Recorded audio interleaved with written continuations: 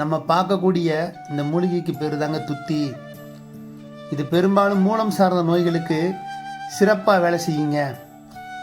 அதோடு மட்டும் இல்லாமல் அதோட வேர் சிறுநீரகம் சார்ந்த நோய்களுக்கு துணை மருந்தாக கொண்டு போகலாம். இது மட்டும் இல்லாமல் இது இன்னொரு மகத்துவம் இருக்குங்க. அதாவது ஆண்களுக்கு தாதுவை பலப்படுத்துவதில் சிறப்பாக வேலை செய்யக்கூடியதுங்க. அது ஒரு 50 கிராம் அளவு துத்தி இலையை எடுத்துக்கிட்டு ஒரு 50 கிராம் அளவு பெருஞ்சீரகம் சொல்லக்கூடிய சோம்பு எடுத்துக்கிறணும். ஒரு 50 கிராம் அளவு சீனி கற்கண்டுன்னு சொல்லக்கூடிய கற்கண்டு எடுத்துக்குங்க.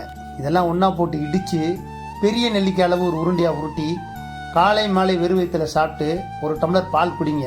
ஒரு 7 நாள் உங்களுக்கு தாது பலப்படுங்க, உடம்பு வன்மையாகும்.